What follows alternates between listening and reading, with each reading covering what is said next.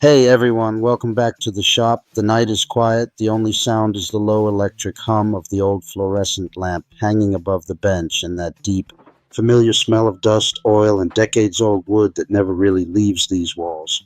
In front of me lies a relic, a massive early 2000s computer monitor, the kind with a thick glass screen and a plastic case heavier than some modern televisions. To almost anyone else, this thing is electronic waste, something to be tossed into a dumpster without a second thought. But when I look at it, I don't see junk.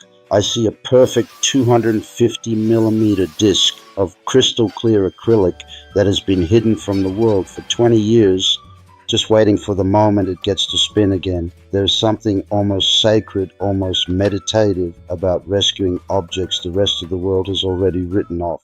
This monitor once sat on someone's desk while they sent their first nervous emails, watched grainy YouTube videos at 360p, laughed at stupid memes, maybe even edited their wedding photos. It was part of countless small human moments, and now every circuit board, every screw, every tired capacitor inside it is dead, except this one piece of acrylic that is still flawless. Tonight, that forgotten piece becomes the heart of a real workshop machine, a disc sander that will quietly, faithfully smooth wood long after both it and I are gone. We're not building this because I can't afford a factory-made sander. We're building it because only when you take trash in your hands, cut it, weld it, balance it, and finally hear it roar to life, do you truly understand what a tool actually is. A tool is not a product. A tool is a conversation between you, the material, and time itself.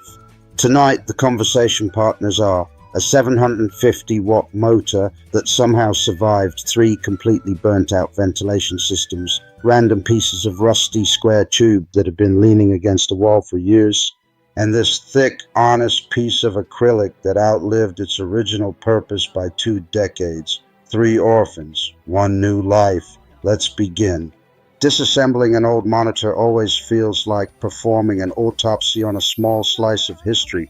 You remove screw after screw, the plastic creaks and sighs like it's reluctant to give up its secrets, and finally you lift away the shroud. And there it is, 8 millimeters of perfectly clear acrylic, untouched by scratches, untouched by sunlight for 20 years. I run my finger across the surface and it's cold, almost icy, but completely brutally honest. This material never pretended to be anything it wasn't. It just waited, cutting a perfect 250 millimeter circle without a CNC or a laser is an act of pure trust. Trust in the blade not to wander, trust in your hands not to shake, trust in the acrylic not to crack under pressure. You draw the circle the old school way, find the center with a compass and a steady pulse, and then you guide the blade slowly, breathing with the machine. When the disc finally drops free, it lands on the bench with a soft, satisfying thud, the exact sound something makes when it is born for the second time. Down on the floor waits the motor. It looks tired, covered in dust and old grease, but when I cleaned the bearings last week, it spun as smoothly as the day it left the factory. 750 watts, 2800 RPM, raw, uncomplicated power. Enough to turn impatience into dust in seconds. I build the frame from 20 by 20 square tube that has been rusting peacefully behind the garage since who knows when. I cut, I weld, I grind, I paint everything matte black so the machine almost disappears into the shadows and only the spinning disc remains the star of the show. Every extra gram, every unnecessary bracket I leave out. The secret to any good homemade tool is ruthless minimalism. Include nothing that doesn't have a reason to exist. Less is never lazy when it's honest. The work table is made from another piece of acrylic, thinner this time, almost delicate, but still strong enough to take real punishment. I cut a precise slot so the disc can rise through it like the moon through clouds.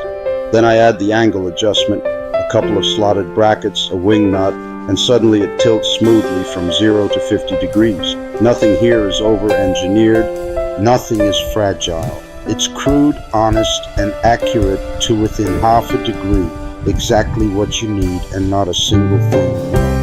Across the entire face of the big disc, I glue industrial-grade hook and loop. When the first sheet of 80 grit abrasive rips onto it, the sound is pure commitment, like tearing open a letter you already know will change everything. Under the table, I weld a simple 50mm dust port aimed directly at the point where wood meets grit.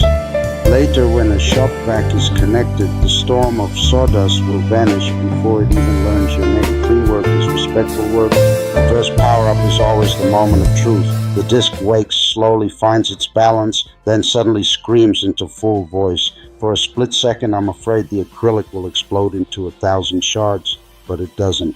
It just sings. I take a rough piece of oak that has been sitting in the corner since last winter and press it gently against the spinning surface. Centuries of growth, storms, sun, and wind disappear in warm golden snow that gets sucked away instantly. There is a deep, almost spiritual peace in that moment, watching time itself being erased while simultaneously creating something smooth, something new, something that will probably outlast me by another century. I switch to 240 grit and run the same board again. One more pass and the surface feels softer than skin, warmer than skin, alive in a way no piece of fresh lumber ever feels. This machine doesn't simply remove material. It removes noise from life. It removes hurry. It removes every excuse we ever had for doing things halfway. Real smoothness is never an accident. It is thousands and thousands of tiny, deliberate